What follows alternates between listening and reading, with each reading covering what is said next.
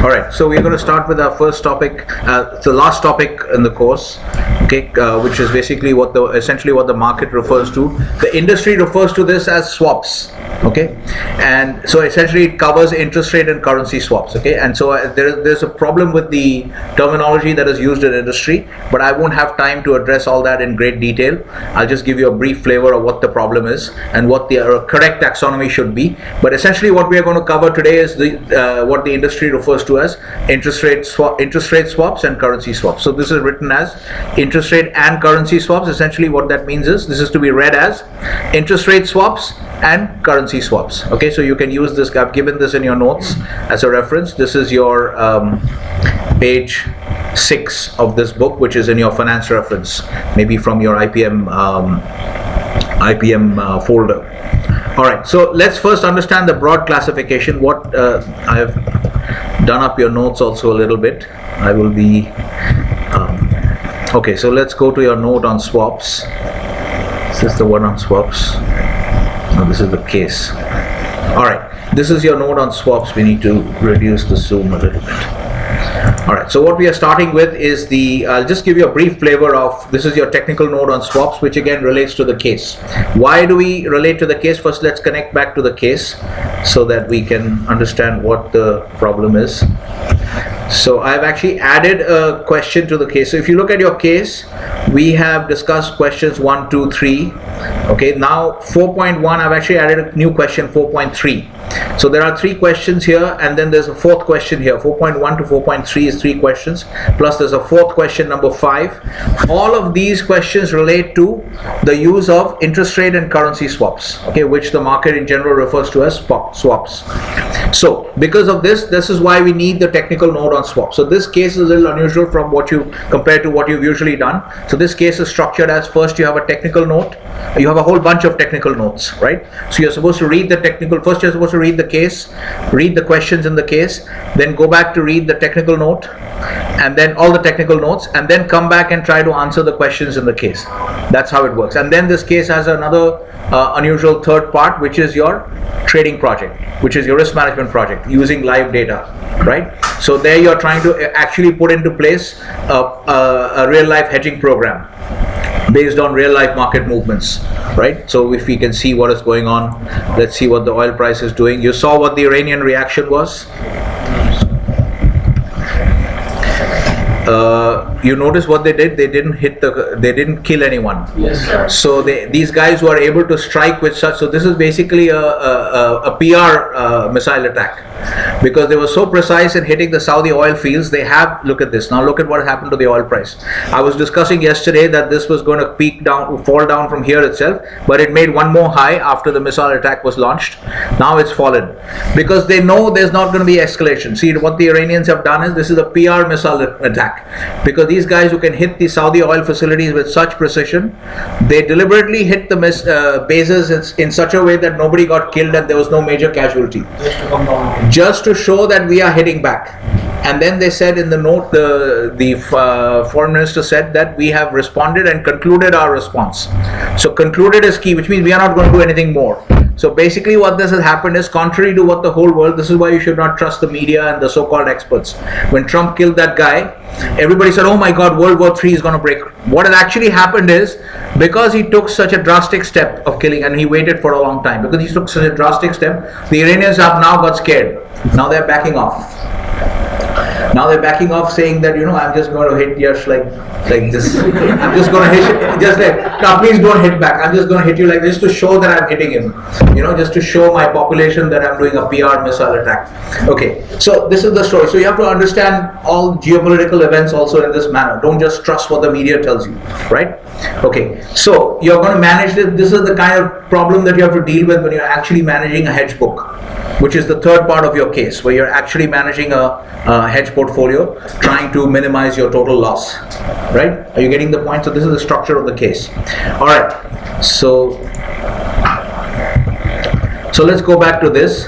So what we're going to look at first is your notes.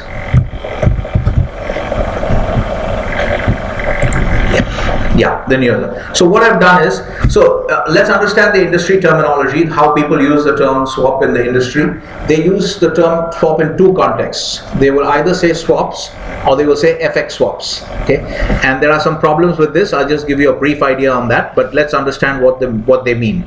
First, what the industry means when it says swaps is, it's referring to interest rate swaps and currency swaps, which you can see here also, that when this in this book you can see swaps fall into two broad categories. Okay, interest rate swaps and currency swaps. Okay, this is what the industry means when they are talking about swaps. And when they are talking about FX swaps, they are talking about a different kind of instrument. Okay, which is, you've already seen that instrument. But the point, so this is basically what the industry terminology is. So swaps is used in the industry in two ways. FX swaps in two contexts: FX swaps and swaps. When they say swaps, they mean interest rate swaps and currency swaps. For the purposes of our case, we will be only discussing interest rate swaps and currency swaps. But you need to be aware that there's another term. That is why I've said that you need to be careful, because there's another term called FX swaps, which is used in the industry, which is a totally different instrument from these interest rate swaps and currency swaps. So you have to be a little careful. So and these FX swaps you have already seen. I'll just briefly talk about FX swaps. You have already seen the structure of the FX swap. I'm not going to go into the detail of the FX swap, but you have already seen the structure, because remember, we have discussed two transactions: the bond repo. We have discussed bond repos. Yes, remember, we have discussed bond repos in the class. Maybe you were sleeping, but we have discussed bond repos in the class in great detail, right? It is written in your notes, in your calc spreadsheet as well. Okay, bond repos are discussed, where you sell and buy. You sell the bond and buy it back. When you send the bond and buy it back at the far date, on the far date, near date you sell, and far date you buy back. Okay, so this is the same structure. The generic transaction structure which we have discussed is buy, sell, base asset. This is also in your futures notes. Okay, try to understand the structure which we have already discussed in the case of the repo. So you have to see, when you see a particular transaction like a repo, you have to also see the general features of that transaction. So one, you see the particular transaction, and then you sort of zoom out to 30,000 feet, and then you see the general structure of the transaction. What is happening in general in a repo? If you take the bond as the base asset, you are selling the bond in the near date. Remember, we have this structure in your notes, in your calc file. I think when we looked at, I don't know where exactly we covered it. Maybe it was, no, it won't be here, I guess. It won't be here. Maybe in future spreads, somewhere we covered. No, I don't think we came here. These are all future spreads which you can also look at, which we have also discussed. The same, you remember the basic structure in your keep this basic structure in your mind. I think maybe we covered it here. Yeah, this is the repo. What is happening in the repo? Same structure, general structure. I should not be repeating this because it's already been done. Remember, there's a general, first understand the general structure. It's not complicated to understand. The general structure that we are applying, you will be taking a base asset. There will be a near date and a far date. It's same one transaction. It's not two transactions. One transaction with two legs. There will be a near date and a far date. Okay, could be anything as long as the near date is before the far date. Near date and far date, there will be a base asset and a terms asset in any market transaction. So in the near date, you are going to either sell the base asset. If you are selling in the near date, you are going to buy in the far date. If you are buying in the near date, you are going to sell on the far date. And on the near date, if you are selling the base asset, then you are buying the terms asset. Automatically follows. You don't have to remember anything. All you need to remember in a general repo transaction, the general form of a repo transaction is that there's one transaction with two legs, near date and far date. And obviously there has to be a base asset and terms asset in any market, right? So therefore, in the whatever you do to the base asset in the near date, buy or sell, opposite has to be done on the far date. And then whatever you're doing to the base asset in the near date or the far date, you're doing the opposite to the terms asset. If you're buying on any given date, if you're buying here minus bonds, this will be per plus dollars. Okay, we have not mentioned this is the lender's side. We have not mentioned the plus dollars, because if you're doing this in India, then it will be plus Indian rupees. Okay, there has to be a terms asset in every market, right? So you will sell, if in this particular case you're selling from, we are looking at it from the borrower's perspective for the repo. We are selling the base asset, therefore we have to be buying the terms asset. Here we look at a US dollar transaction, so we are buying dollars. Buying dollars is the same as taking a loan, because when you take a loan the money comes into your account. So buying dollars. Then on the far date you have to pay back the thing. This has already been done. You can go back and check. You were not paying attention in the class. So this has already been done, because then in the near date what are you doing? You are going to do reverse of this. If you have sold bonds in the near date, you will have to buy back bonds in the near. You have to buy back bonds here. You already shown here. The dollars already shown here. I forgot that. See, this is the dollars. You're selling the bonds. You're getting $100 plus. And then when you're buying back the bonds, you're buying back at 105, because this 5 represents the interest. This is how the interest is factored in, by adjusting the far date price. So are you seeing this transaction? This is a specific level transaction. But now also see the general form of the transaction. You have a base, you have one transaction, 2 legs, near date, far date. In near date, whatever you're doing to the base asset, you're reversing that on the other side. So once you remember there's one transaction, 2 legs in one market. All you need to remember about the general form of the transaction is one market, one transaction, 2 legs.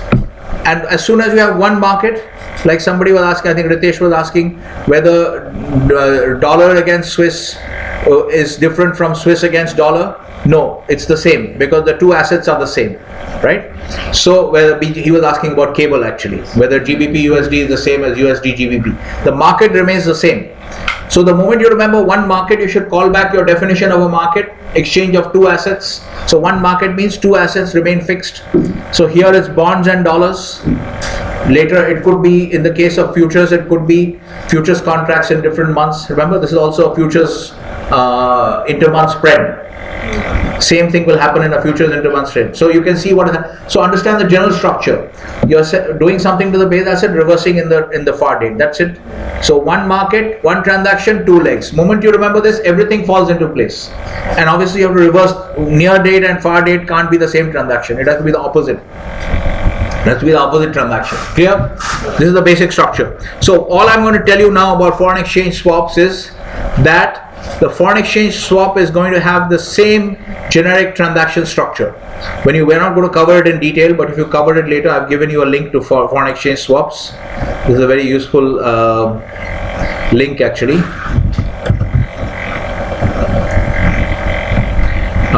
You can click it later and see. I don't know if this opens, but you can read this for foreign exchange swaps. This is a very useful site, Wiki Treasurers, for those who are interested in corporate treasury, risk management. Every finance student should be reading all this stuff. Okay, so whatever the FX swap is going to have the same structure. So the insight that you have here, which is generally not emphasized in industry, I've never seen it emphasized anywhere, that you have to understand that the transactions are the same. There are 3 different transactions: FX swap, bond repo, and futures intermonth spread. You've also done futures intermonth spread. How have you done futures intermonth spreads? Remember when we did the stack and roll hedge? When we did the stack and roll hedge, what did we see? You remember the stack and roll hedge, where you keep on rolling your total hedge, sell March, buy April, sell April, buy May. Those are futures intermonth spreads, because what is happening? Oil, okay, market remains the same, oil, so base asset is oil, terms asset is US dollars. You are selling oil for April and buying it for May. If you are selling in April, that means you are buying dollars in April. Then if you are buying it for May, then you are selling dollars for May. Same structure. Okay, so the insight that I'm giving you, okay, which is unique to this course, which is that these 3 transactions are all the same. These 3 different transactions, which are usually discussed differently in the markets, they are actually identical in terms of structure. Futures intermonth spreads, bond repos, and FX swaps. We are not covering FX swaps in detail because we don't have the time, but in the context of our discussion of swaps, market uses 2 terms with swaps in it. One is swaps, referring to interest rate and currency swaps. Second is FX swaps. And what are FX swaps? Although we don't discuss in detail, you already know the general structure of an FX swap. It is going to follow this rule. You will be one market, 2 dates, one transaction, 2 legs. Okay, this is what is given here. Okay, buy sell base terms asset, near date versus far. We'll put a comma here. Okay, buy, sell, base terms asset, near date versus far date. Put another comma here, semicolon here. Okay, generally at different prices. All right. So this is the basic structure. So you already have some idea about an FX swap because you have seen two identically structured transactions. You have seen the bond repo, and you have also seen the futures intermonth spread. What were we doing in the futures intermonth spread? When we were looking at all these crude oil prices, if you're let's say you're hedging crude oil for you're hedging jet fuel using crude oil futures for, let's say, Ryanair, you have a bunch of positions in February, then some whatever is not being picked up, okay, additional leftover amounts you are selling, you would have bought, if you're an airline, if you're hedging for an airline, you would have bought crude oil futures as a hedge because your underlying position is short. So your hedge portfolio, you would have bought a long position in crude oil. Maybe you would have bought, say, 500 contracts, but only 20 contracts are being picked up in this month. Okay, you're taking delivery, so 20. So now you're left with 480 contracts. So what you're going to do is 480 contracts you will be selling in. You're already long, so you'll have to sell in February and buy in March. So 480 contracts you're selling Feb, buying March. That's an intermonth futures intermonth spread, intra-market. Moment we say intermonth, sometimes you can have intermarket and intermonth, but that's unusual. So right now we just focus on intra-market, intermonth. Market is not changing. Again, same structure. You can put this into the same structure. Go back and see. Same thing. You're selling and buying or buying and selling. Okay, one near date against far date. Okay, is this clear? Futures intermonth spread, you have already discussed it in the case of hedging, right? In the case of managing your hedge book. Okay, so the point is here, this is the important insight, that you should have this clear in your head, that when you go into industry, people might discuss these transactions separately, but in your head it should be clear that these are actually identical in structure, absolutely identical, 100% identical in structure. These three transactions, FX swaps, bond repos, and futures intermonth spreads. Okay, and you can see for yourself how they're identical. So having done that, now we are going to go into, because in our case we don't have any question on FX swaps. So now I'm going to go into the discussion of, but we do have questions on interest rate swaps and currency swaps. So now I'm going to go into a discussion of interest rate and currency swaps. Is this clear? Okay. Alright, so I'm not going to spend time on what would be I've written briefly about what would be the right taxonomy, but you can just ignore it for the moment, that when we are talking about swaps, this swap sheet and capital market swaps is the same. The proper taxonomy would be this, okay? This interest, so you know that there are two types of transactions in what the market refers to. This is the industry terminology, okay? So I put it here, okay? This is the industry terminology that the market refers to using swaps in two broad contexts, FX swaps, and swaps covers interest rate swaps and currency swaps. But according to me, these should be called capital market swaps, and these FX swaps should be actually called position maturity altering swaps. It's a big name, but that's what it does. If you see all these three transactions, bond, repo, futures intermonth spread, what it does is it alters the position maturity. Like in here, you had a position maturing in February. You used a swap to alter the maturity. You understand what is maturity? Settlement date. I had a settlement date, some 480 contracts in February. I didn't want that settlement date. I want to push it forward. So what did I do? I did a futures intermonth spread. Sell Feb, buy May. Sell Feb, buy May. Sorry, sell Feb, buy March. Okay, sell Feb, buy March. Okay, that's a generic, that's a futures intermonth spread. Okay, has the same structure as a futures FX swap or a bond repo. And I have altered the maturity of my transaction. It was a Feb maturity, now I made it a March maturity. Okay, so all these transactions, the reason I call it, I don't want to spend too much time on this, and this is not really, I'm not going to make this part of your syllabus because you need to understand other aspects of taxonomy and all that. But this is the right taxonomy. Later on, maybe someday I can explain to you. But this is the right, this would be the right taxonomy, but you don't worry about it so much. You just keep track of what the industry uses, and these are the two terms that the industry will use. Okay, and you should just remember that this is the same FX swap, same as bond repos and futures intermonth spreads, same structure. Okay, and you can read up on it using the hyperlink I've given you. Right, now we'll come to understanding interest rate swaps and currency swaps. Okay, so let's understand the broad structure. Let's understand it from here. I think it'll be visually easier to understand. IRS is a term, in future I'm not going to say interest rate swaps, okay. IRS is a term that is used in industry for interest rate swaps, okay. So what is the broad structure here? What is the broad rule for classifying something as a currency swap, or called I'm now just using industry terminology, okay. What is the broad rule? If there's one currency, they call it interest rate swap, and if there's two currencies, we call it a currency swap, okay. So essentially what you have is, you don't worry so much about the definition, just look at an example of a currency swap or a interest rate swap, then you'll get an idea, okay. But understand this broad classification. First, let's get the broad classification out of the way, and then once we have the broad map, then we will proceed through each of the transactions. So let me first give you the broad map. So the broad map is an interest rate and currency, interest rates for IRS and currency swaps. If it's one currency, okay, there'll be two flows, okay, in the transaction. If it's one currency, then it's called an IRS. If it is two currencies, it's called a currency swap.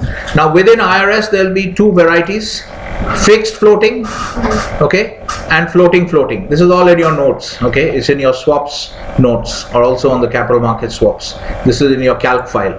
So in IRS, there'll be two subdivisions. You can see all this, it's also written here. Instead of taking notes, maybe, I don't want to discourage people from taking notes, but it's all given in this book also, okay. You can read it, it's all well explained in this book, okay. I'd say rather you try to focus on understanding, because the notes are all here. Whatever you need is all here, okay.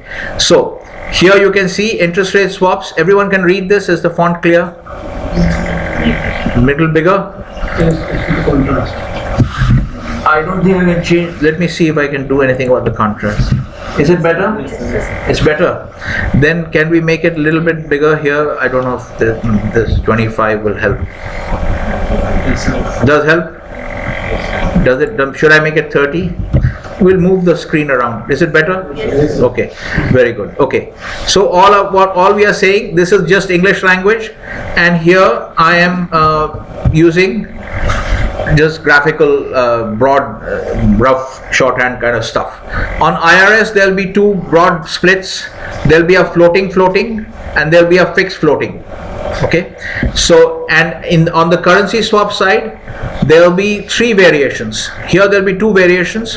So once you remember the scheme, you don't even have to remember much, because you can automatically reconstruct it. Okay, once you know that there are fixed floating, two different legs, one is fixed and floating, and one is floating, and then because you have two currencies, now you will have a third leg. So here the fixed floating is the same as the IRS fixed floating, and here also floating is the same, but here you can have one more variation, because you can have fixed, because you have two different currencies. So there will be one fixed in sterling and one fixed in Aussie. Okay, so there will be two different flows, which you can't have on the interest rate swap side with only one currency. So fixed dollar against fixed dollar makes no sense, right? Okay, now let's see the basic structure of a interest rate swap, then you'll understand. All swaps will have this basic structure. Okay, so here whatever I showed you graphically in terms of broad scheme, this is just given to you in the English language here. You can read all this stuff. I'm not going to repeat it, okay? Fixed floating, fixed, doesn't matter how you call it, okay, whether it's GBP USD or USD GBP, the market is the same. So fixed floating, fixed, same. Okay, so one floating rate and one fixed rate. Okay, when you see the diagram, you'll see. And basis swaps, okay, these are called basis swaps, which have floating rates on both legs. So this is all written here in your notes, okay, in this book. And then currency swaps, you'll have three varieties. These are all the names, okay, which before seeing the names, let's look at the basic structure of an interest rate swap. Okay, so you can see here anyway, so we'll just briefly go through. Cross currency IRS. Okay, so sometimes you just write it as cross is written with the X, and currency is written as CCY. So you'll have X CCY IRS. That means cross currency interest rate swap. The shorthand. Okay, sometimes these are called. So you have cross currency IRS means there are going to be two currencies, and there are going to be two types of rates, floating and fixed. So one will be fixed in GBP, maybe one will be fixed in US dollars, one will be floating in US dollars. So we'll see all these variations. We're just giving the broad map initially. Then there's fixed and fixed to fixed currency swaps, which is the same as synthetic forward. It's a synthetic forward FX contract, which we will not go into this why this is called a synthetic forward FX. But two currencies, but one type of interest rate, fixed rate. If you read this book, it will give you a good idea. Okay, cross currency basis swaps, same thing. two currencies, one type of interest rate, both are floating rates. Okay, so these are called cross currency basis swap. These are all what I've used here is these are all industry terminology. Okay, so this is all industry terminology that I've used, circus swaps. So this is good for you because before you, ideally we would have had time to teach you everything, but at this point at least you know what the industry terminology is and you know the terms. Okay, so now you know the broad map, so this is a good way to visually remember the broad map. So swaps, when the market is referring to swap, they're talking about IRS and currency swaps. On IRS there will be variations, fixed floating and floating. And on the currency swaps, there will be the same variations at IRS, fixed floating, plus there are additional variation, which is fixed, two different currencies. So after all this lecture, which is non-visual, now let's go to the actual visual of a particular, let's see if we can see again the thing has to be changed. Okay, now let's look at the swap. Okay. Now let's look at the swap. Now this part here is the swap. Okay, so here we are showing this because this book was written for corporate hedgers, so everything is related to hedging. How? So when we are studying these products, okay, so when you study derivative products, there are actually three, we can study it in three parts. This is just my view, that first you understand the product features, then you understand the product applications, and then you understand the pricing. The pricing is the least important for hedgers because you can do the applications without knowing how the pricing is done, as long as you're dealing with market prices. And pricing is more complex to understand, and some of the pricing really doesn't make a lot of sense, like option pricing, which is kind of quite useless. Okay, so let's understand the basic structure of a swap. Okay, we can also use maybe this, and I've also referred to you. Okay, let's understand this a little bit better. Can you see this clearly? You can see the structure clearly. I'll try to raise it. Okay, if I raise it, it goes beyond. So this is the basic structure, so it's better to show you in isolation. You have an interest rate swap, and all swaps are going to have this basic structure. Again, remember always when you see a particular transaction, also you should be working in your head all the time to see if there's any generalities which you can apply to other situations. Just like FX swaps, bond repos, and futures intermonth spreads are actually the same general structure. Okay, so here the general structure of any swap, IRS or currency swap, the general structure is always going to be this. There will be two counterparties, which is kind of obvious if you have a market transaction, because remember swap is a type of instrument, so it's going to be traded in a market, okay, with respect to a market.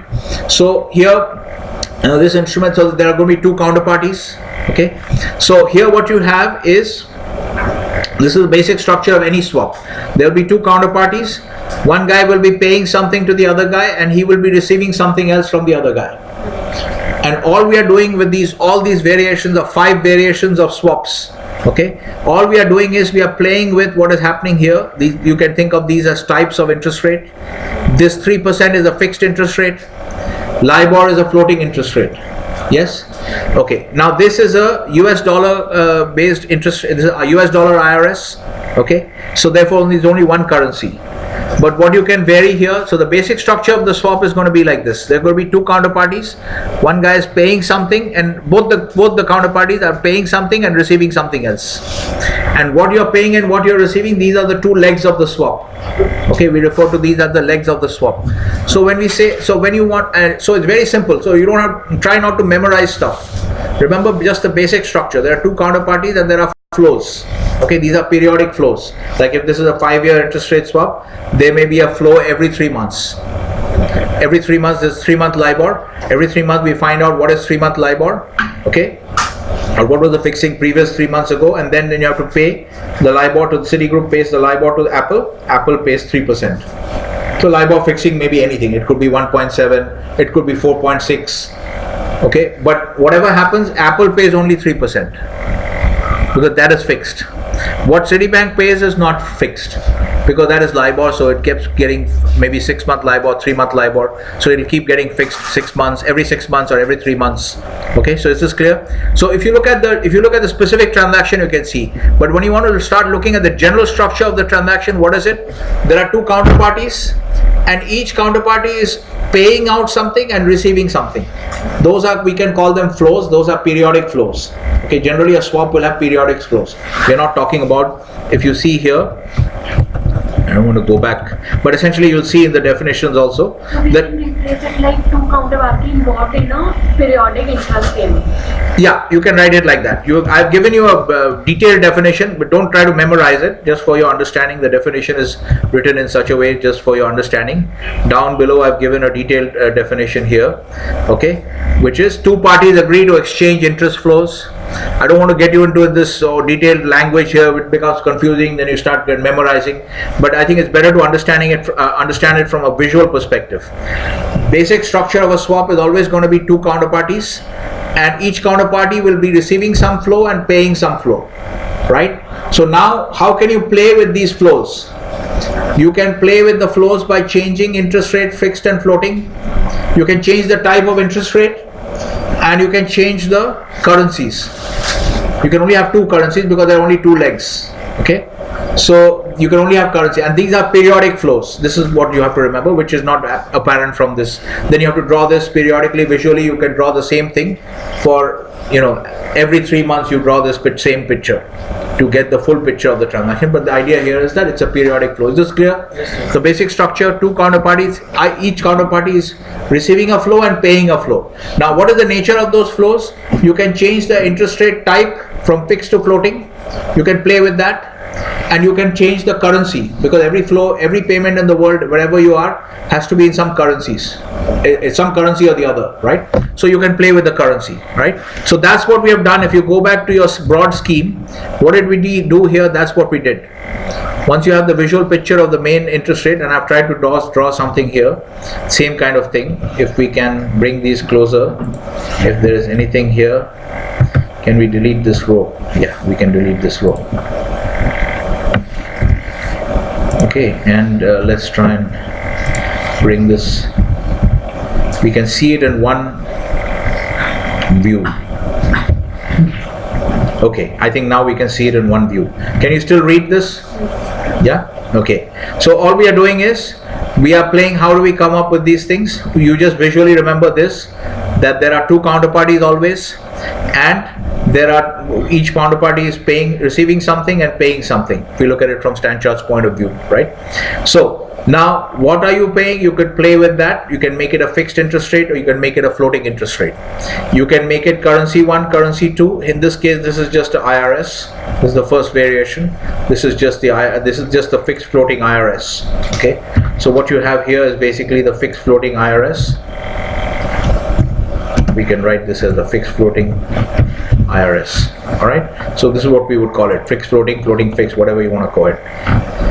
So this is what you have. This is a fixed floating IRS because both are happening in currency 1. But you can clearly see that the two things you can play with are, you can play with the type of interest flow, floating or fixed. You can play with the currency. You can make both are currency 1, or one is currency 1, one is currency 2, and then you'll automatically come up with these variations. Okay, so here we can actually go through these are not very pretty, but this is the basic idea. Some of these I've not changed. Okay, I've just copied them, I've not changed it. You don't need to refer to all these diagrams here, because you can refer to the book. Okay, so what you're seeing now, what you saw over there, you can see here. If we go back to our full zoom,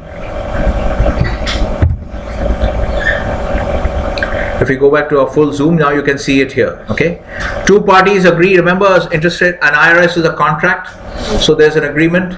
Okay, and it's enforceable. So two parties, okay, exchange interest flows. You're exchanging. I'm paying you some flow and you're paying me some flow.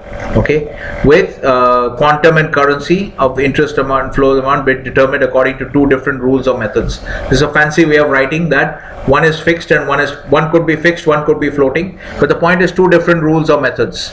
You can have also two different floating rates. You can have one rate being fixed. I've shown you one of these variations. But let's just go through the definition here.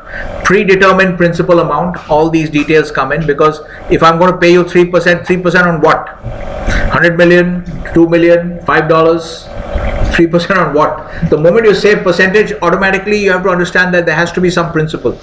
Otherwise, there can't be any percentage, right? So there's obviously a principal amount that has to be specified, right? And on different principal amounts linked by the spot FX rate, you can have two currencies, okay? On two or more interest settlement dates. So to have a swap in this sense, you need to have at least two settlement dates. That means you need to have at least two dates on which there are flows. If it's only one date, then it won't be a swap. We'll call it something else, okay? We'll call it an FRA or that. You can read about all these instruments here. You can read for your own benefit, you can read this entire, this is a more technical book, okay? But this is explaining everything in a very simple way. The entire range of interest rate and currency hedging options that are available, including all exotic products, but they're all explained in a simple non-mathematical way with graphs. You can cover all this stuff. As I said, this book is still 100% relevant because it deals with product features, and product features haven't changed. If you do an IRS today, even today, the structure is the same, okay? So what was I saying? Where did we go? Interest set. So if you have, so you can read about FRAs even in this book as well. You will see FRAs mentioned. Okay, FRA is a forward rate agreement. So the important thing to understand is that in order for it to be a swap, there have to be at least two or more interest settlement dates. Okay, which means this flow that is exchanged, it has to be at least done on two dates. Otherwise, it's not a swap. Okay, and usually it is much more than two dates. Usually you have long swaps like 5 years, 10 years. Okay, so every 3 months you have a 5-year dollar IRS against 3-month LIBOR. So that means you'll have like 20 settlement dates, right? Because each year there are 4 settlement dates, because 3-month LIBOR is getting fixed 4 times every year.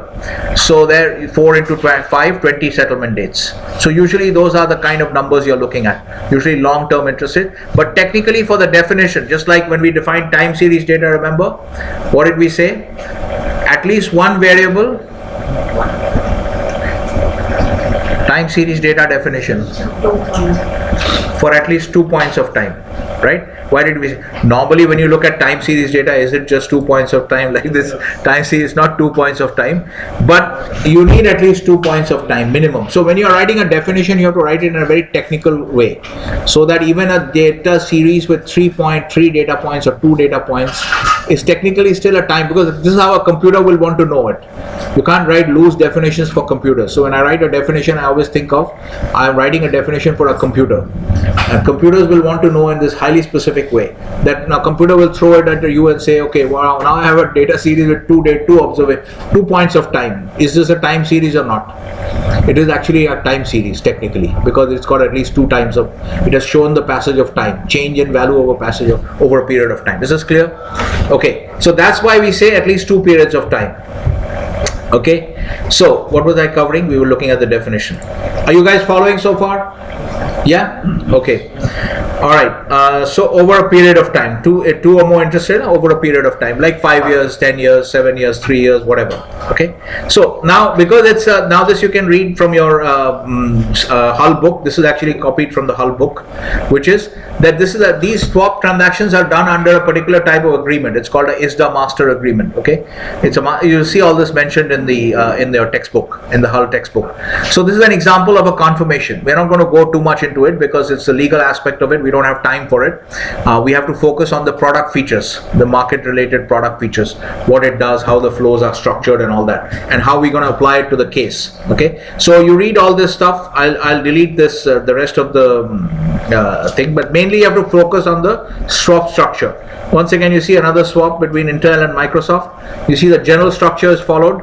2 counterparties, each is receiving a flow and paying a flow, and the nature of the interest rate is varying.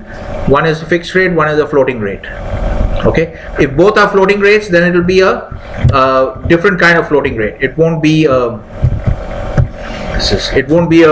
same. It won't be LIBOR to LIBOR. We'll show you some of those. So here is a classical example of how. So you are familiar with the swap structure now, basic structure of a swap. So now let's look at how an interest rate swap is covered. All this stuff is given here. All the details are in this book. You can read it later.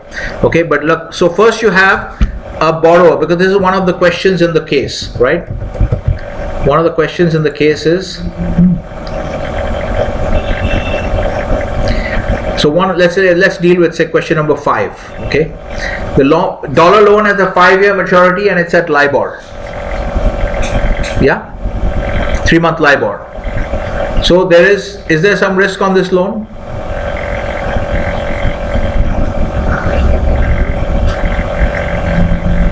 Unfortunately, because we are so tight on time, we don't even have time to have a proper case discussion. But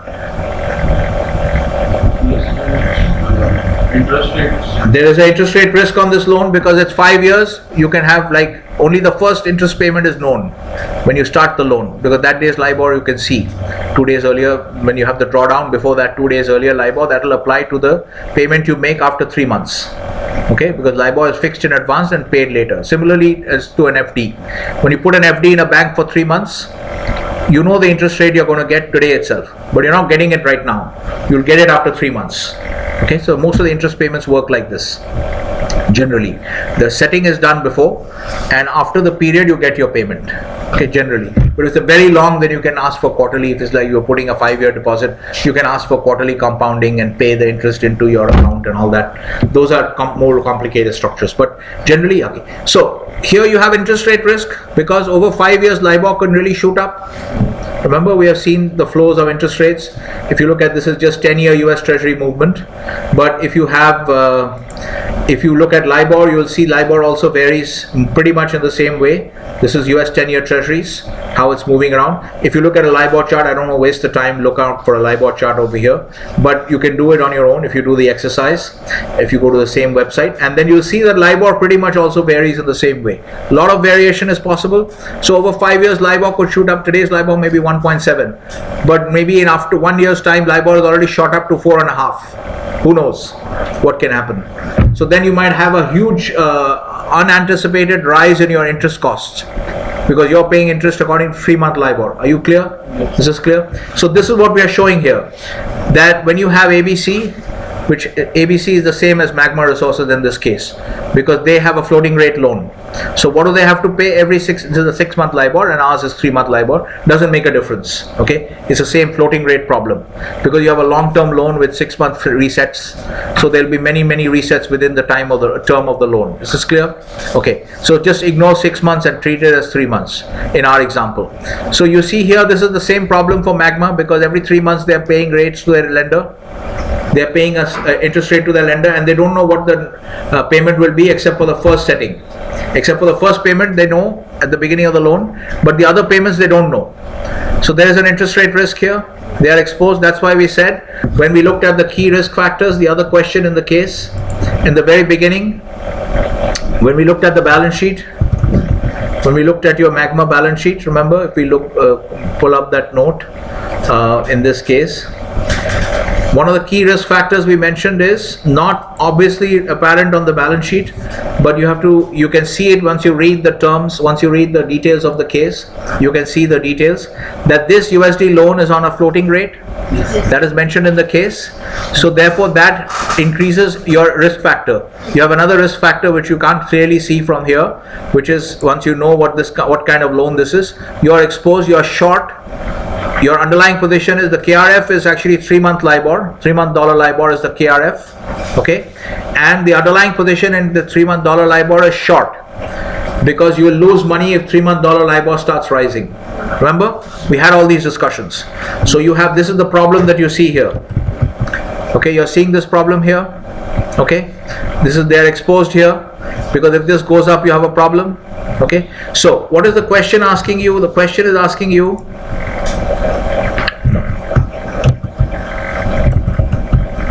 the question is asking you, based on your understanding of capital market swap structures, which we'll just call it swaps, okay? Because we are not going to use my terminology here, which I think is the right way to describe it. Swaps, based on your understanding of swaps, okay? All right, based on your understanding of swaps, what are the possible ways to manage the interest rate risk on the US dollar loan?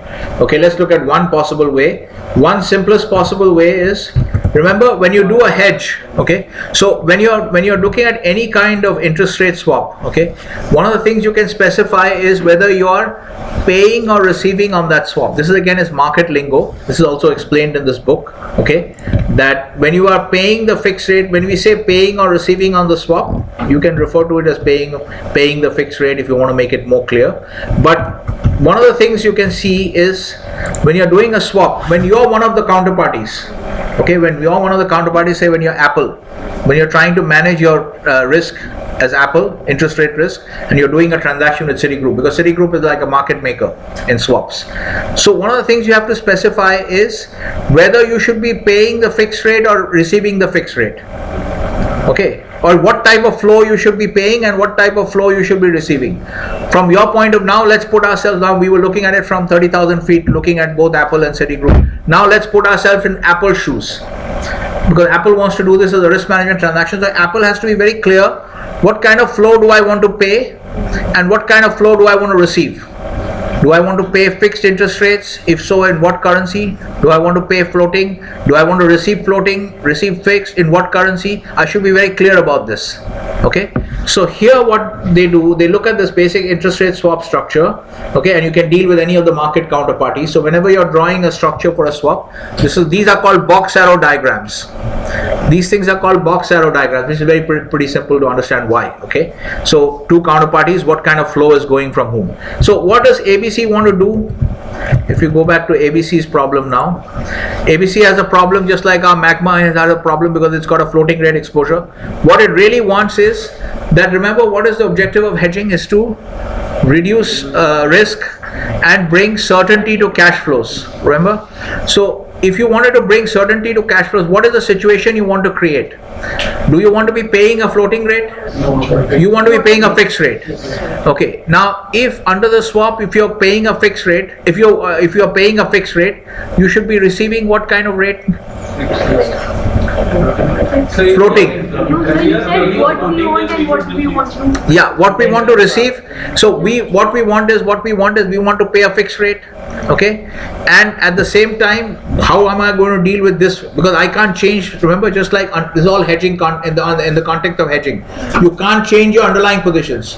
You can't go back to the lender and say, can you just renegotiate my loan and make it fixed? That's not going to happen. You can't touch this loan agreement. Remember, you can't touch the loan agreement. Underlying position, just like the underlying position, you can't touch the loan agreement. So you have to figure out some way of using an IRS or a currency swap so that even though you can't touch this, effectively this flow should be neutralized. This outflow that you have of 6-month LIBOR, this has to be neutralized by using an IRS, because you can't touch this loan. You can't change the terms on the loan. So you have to think, how can I neutralize this flow? So if I receive the floating, if I do a swap in which I'm receiving 6-month LIBOR, will it cancel out? Yes. Under the swap, I'll receive 6-month LIBOR, Yes. and I will pay the same thing to this guy. So I will have no net exposure. So now if you see what is happening in this, now this is the underlying. Now see this properly in the context of our lingo, what we know. Underlying position. This is the underlying position. You can see my cursor moving around. This is the underlying position, right? This is the hedge transaction. This is the hedge transaction. Yes. Objective of hedge transaction is to offset the underlying position. So you have an underlying position where you don't like this feature of the underlying position. You want to offset this to a hedge transaction. Automatically it follows that in your hedge transaction through an IRS, you had better be receiving this 6-month IBOR flow. You have to be receiving this under the IRS, so that then this will cancel out. This 6-month inflow will cancel with this outflow.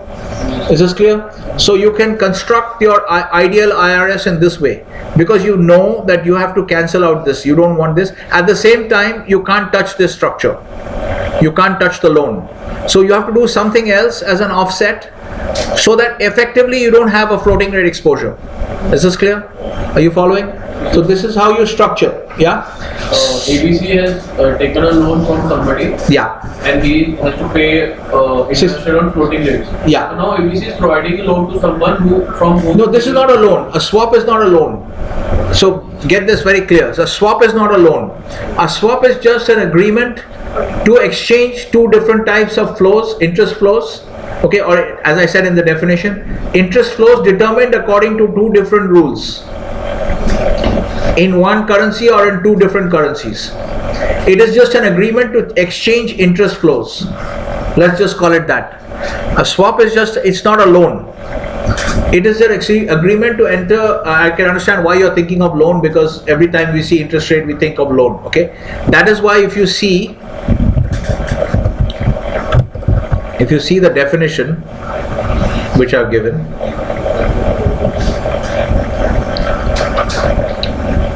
the definition I'm talking about, this should actually be called, I should have mentioned it actually. You know what is notional? Have you heard this term, notional? Notional principle, have you heard this term, notional? Notional means it's kind of not real, but it's an idea. Notion is an idea, right? So it doesn't exist in reality, but we just have this idea, okay? So that's what's meant by notional, okay? So notional principal amount, this is an important term, I should have put that in the definition, okay? The notional principal amount. So all swaps will have a notional principal amount. If you see this confirmation, you can't really see it here properly because the zoom is not big enough and I don't want to change the zoom. But fixed rate, I don't know if you can see this. Fixed rate notional principal, USD 100 million. So can you read this? Sukriti, can you read this? You can't read it, okay. But anyway, if you read it, you'll see. When you go to business snapshot, if you go to business snapshot 7.1 in your textbook, you'll see that every swap confirmation is an example of a swap confirmation. It will mention the notional principal. They will use the term notional principal. It's called NPA, notional principal amount. Okay, so this is written in this book also. It's written in this book also. This is mentioned here. Okay, notional principal. So there is a notional principal. There is no loan. Okay, so be clear that there's no loan. That's why we call it notional principal. If there was actually a loan, we wouldn't call it notional principal. Okay, so you're right that there should be some reference to principal, but there is no loan. Okay, so this is a swap transaction. This is a derivative transaction, a swap transaction. Okay, and in particular, this is an IRS because same currency. Because we don't mention two different currencies, that means it's the same currency. If it has been sterling one and Aussie one, then would have mentioned GBP and Aussie. If we have not mentioned, then this is understood as dollars. Okay. So are you following? So you construct the hedge. So you enter into a dollar IRS. Now you see the net exposure, underlying position, hedge transaction. Hedge transaction offsets the underlying position because this inflow under the IRS cancels this outflow. Right? What is the net exposure for ABC now is to pay a fixed rate. Is everyone clear? Yes? So everyone is clear, and whatever you used, if you go back to your basic, if you go back to your high level classification with just the visual, what did you use? You used this basically. This is what you used. You had a dollar IRS. You used a dollar IRS because you had a dollar outflow, and in the dollar IRS, what you did was you chose to receive the floating rate and pay the fixed rate. So you used a fixed floating dollar IRS to hedge your exposure. This is clear? If you use floating, what is your objective? You're a hedger. Okay, so in general your question is okay. So she's asking why not use floating? Okay, what would be the problem with using floating? Because what is your problem right now? Because what is the question asking you? The question is asking you what are the possible ways to, in fact this should be not manage, but it should be reduce or eliminate. Reduce or eliminate the risk on the loan, because this whole case is focused on hedging. What is the focus of hedging? To reduce risk and bring certainty to cash flows. So if you move from floating to floating, you can use an interest rate basis swap. Okay, what we have called, as you can see here, it's defined earlier in the book. Okay, it starts from page 6. It's called an interest rate basis swap. If you use that, there's a diagram of that also later. Okay, but if you use that, we can go to that diagram later if we see.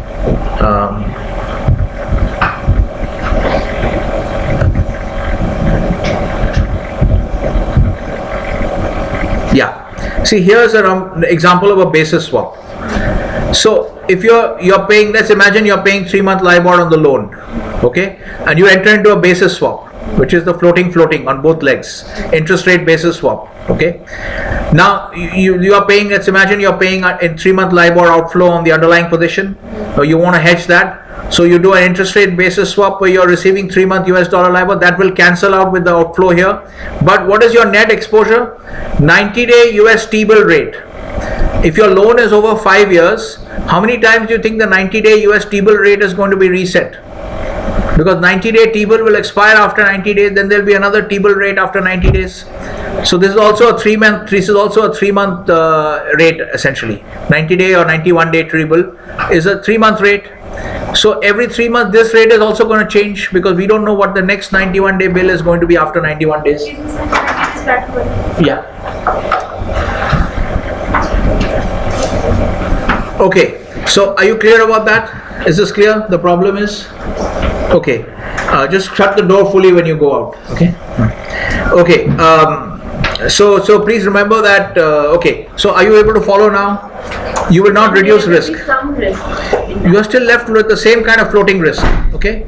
Maybe a little bit less than LIBOR. Okay. But still a floating rate risk. That's why this is not good from a hedging perspective. It may be good from a trading perspective, an active risk book, speculation. But here you are hedging. So you want to reduce risk and bring certainty to cash flows. So you must go to a net effective fixed rate, which you got over here, right? Here you got a net effective fixed rate. Is this clear? Okay. Okay.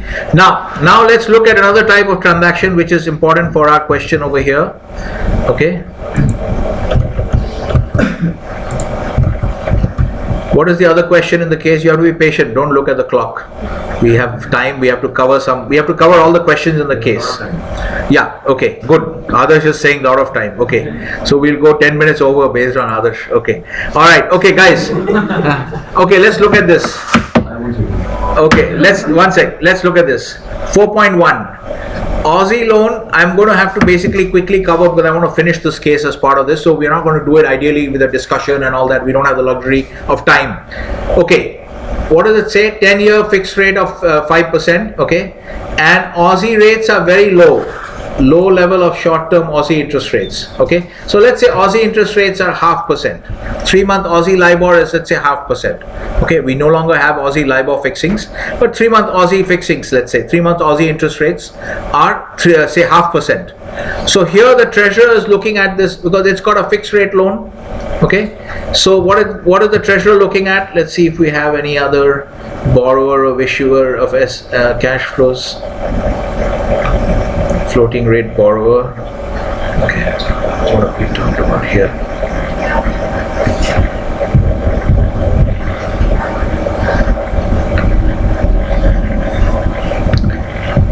Yeah. Okay. So what this guy has got is this kind of situation. Okay. Let's bring it a little bit inside. Now we want to understand. So let's understand the problem in the case. The problem in the case is this guy is saying that why should I pay 5% fixed for 10 years? Because short-term Aussie rates are only 0.5%. So if I do a fixed floating swap, in which what this guy wants to do is something like this. He's paying 7%. Okay, whatever, 5%, 7 fixed rate. He's paying a fixed rate which is very high. This guy doesn't like it. The CEO doesn't like it. He's saying you do a fixed floating IRS for me, where I will receive fixed. Okay, so this 5.5, 7, still 1.5% difference. Okay, but still, then I'm paying 6-month LIBOR. Let's say 6-month LIBOR is 0.5%. Okay, so then I'm paying total only 2% because here I have I have 1.5% deficit over here. Okay, and I have to pay 6-month LIBOR. So 6-month LIBOR is 0.5% right now. So I am paying only net payment is 1.5 plus half, which is 2%. Are you able to follow what the CEO wants to do? No, sir. Okay. See, the current situation with ABC with the Aussie loan, the Aussie loan is at the fixed rate, very high fixed rate. Okay. So he's paying this fixed rate. Okay. Now he doesn't like it. He's saying, why should I pay fixed rate 7%, 5.5% when the market interest rate, short-term interest rate is 0.5%. So he's saying, why don't you do this kind of transaction where even if I can't get 5.5%, 7% on the interest rate on the fixed leg, okay. So this is Magma Resources, okay. They want to do an IRS, same structure we used before, okay. Fixed floating dollar IRS, okay. In this case, Aussie IRS. So he's saying you do a fixed floating IRS in which I will receive this time. I will receive the fixed rate. Earlier we were receiving the floating rate. Now he wants to use the same structure but flip it around, because you can flip it around. You can specify what you want, okay. So he's saying you do this thing for me, and then I am left with only a net deficit of 1.5 over here, compared to what I'm paying now is 7%. Okay, but if you do this, then I have a 1.5 deficit over here, where I'm getting 5.5, I'm paying 7, plus my 6-month LIBOR is only 0.5%. So my net cost is now 2%. Are you following? So this guy is saying huge saving of interest cost. Let's do it. Okay, but as a treasurer, what is your duty to tell him? What is the problem with this rate? No certainty. No certainty. 6-month LIBOR is a floating rate. You have a 10-year loan on 6-month LIBOR. In this particular case, in Magma Resources, it's a 3-month loan, 3-month LIBOR. So you have 10 year into 3, 10 into 4, 40 fixings, 39 fixings which are uncertain. Okay, so if you don't have, if over those 39 fixings, 39 3-month periods, it can go up a lot. So there is no certainty. So from a prudent hedging perspective, as a hedger, as a treasurer whose job is to help the company to reduce risk, your answer over here should be no. Is this clear? The answer here, maybe I can write it here in the case itself to make it clear. No, because objectives of hedging, okay, you're supposed to reduce. So you're in a fixed rate, it may be a high fixed rate, but it's certain cash flows. You can predict all the cash flows because it's a fixed rate. Yes, clear? That's why. Same logic, there's no difference in this question. This is just a repeat. Same, okay? No, because again you're wanting to swap from a fixed rate of 2.5, 2.75. If you want to do something, don't do anything because it's a fixed rate. You're known, your cash flows are known, right? The objective of hedging is to bring certainty, not to open up new uncertainty, right? If we can do this for, if we have, in the previous case we had 5 years of floating rates, right? 5 year of fixed rate. Yeah. And the floating rate is half a percent. So we should do that. We can do the transaction from floating rate for maybe 1 or 2 years. Yeah, but We can that save the money. no, that is still there, but you don't know what will happen even in 1 or 2 years. Everything is uncertain, right? So this particular environment that we have today of very certain interest rates because of central bank policy misdirection, that's not a normal environment. So you have to learn hedging theory from a classical perspective, which is any kind of, you never know what will happen. Okay, so this is no. The last question here, which is very important, okay, which we have already covered this. Okay, so this question number 5, 5-year maturity, how do you cover it? Which is basically with the USD IRS. Okay, this we already discussed, the first discussion, right? Now we have to just cover this last discussion, then I'll let you go. We have 6 minutes, so I can cover this last one. Now, what is this question asking? You have a 10-year Aussie loan, and what is this company's Magma Resources? What is their balance sheet currency? US dollars. Okay, so when you go back to the balance sheet, you look at this company and you see that when we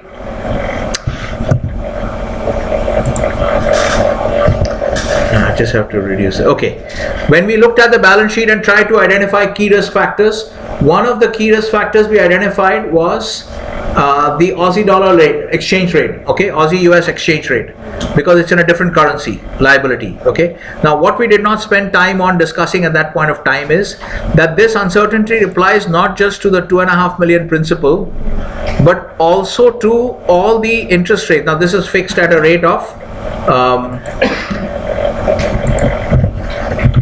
This is fixed at a rate of, Aussie loan is at a rate of 5%. Okay, so what we actually did not discuss, because I didn't want to overcomplicate the situation for you, when you look at this balance sheet on an economic exposure basis, this is an accounting balance sheet.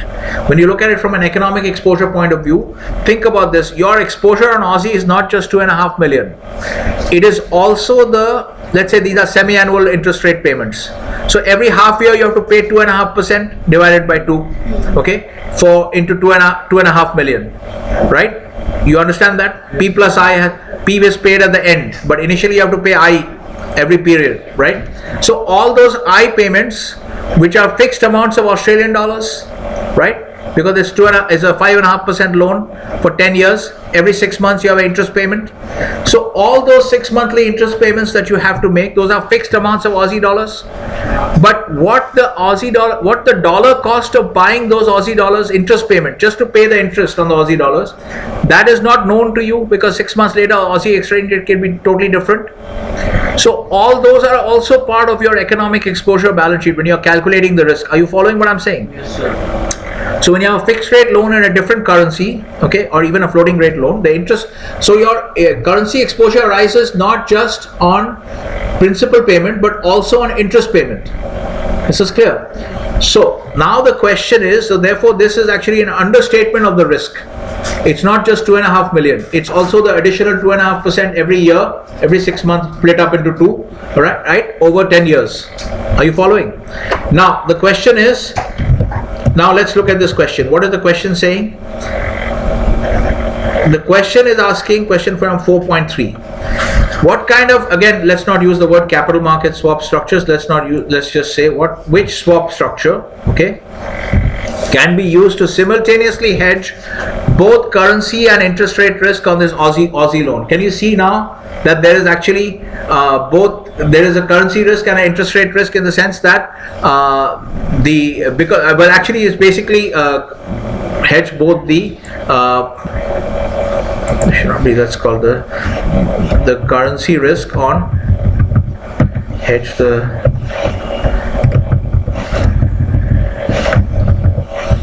currency risk on both principal and interest payments.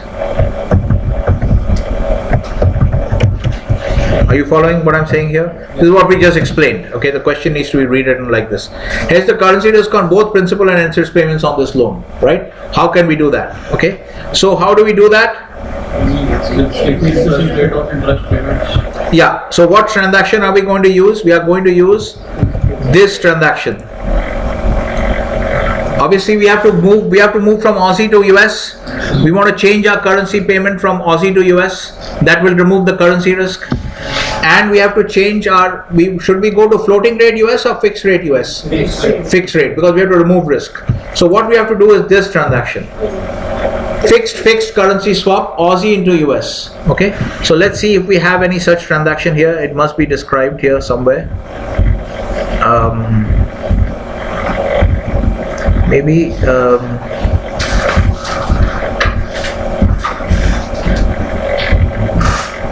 yeah, that is described under currency swaps. Okay,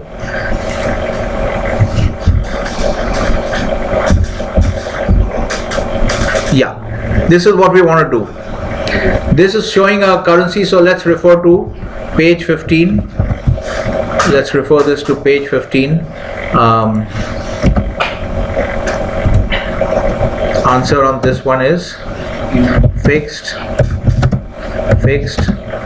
currency swap AUD against USD. Okay, so the structure is going to be, I'm just going to say that you look at RMS. RMS is the name of this book, Risk Management Solutions.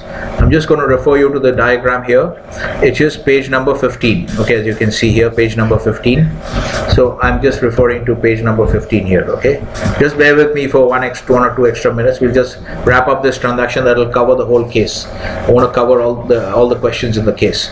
Is everyone clear? Yes. Why we went for fixed currency swap, because we want to remove the currency risk, and by going to fixed rate dollars, so we can remove the currency risk on both the interest payments and the principal payments. Okay, RMS page number 15. This is the transaction. Imagine ABC is Magma, and it has got this underlying exposure, imaginary, which we are drawing here. Fixed rate Aussie dollars. Fixed rate Aussie dollars is going out here. Okay, both P and I. Okay. And so fixed rate is for the I, and then the P is there as well. So what you do is you do a swap in which we have to change these names. This should be fixed rate Aussie dollars. You will receive fixed rate Aussie dollars and you will be paying fixed rate US dollars. Yes? So net fixed rate Aussie dollar here will cancel. This is imaginary, that you have a fixed rate Aussie dollar loan, right? So these two will cancel, and then you'll be left with a fixed rate US dollars, which is fine for you because you're a US dollar based company. Your revenues are in US dollars, no risk left. Is this clear? Okay. So the answer to question number 4.3 is that it is fixed currency swap. Okay. So even if you get this, even if you encounter a situation where sometimes you might say swap or swap structure, because the terms that is used in the industry is swaps. Okay. All right. Okay. So have we answered all the questions in the case? 1, 2, 3. Now you'll obviously say yes, because time is no. Everyone is clear? Yes. Okay. All right. Okay. So I think I've only taken 1 minute extra, so we are fine. Does anyone have any technical questions? Yes. Hold it.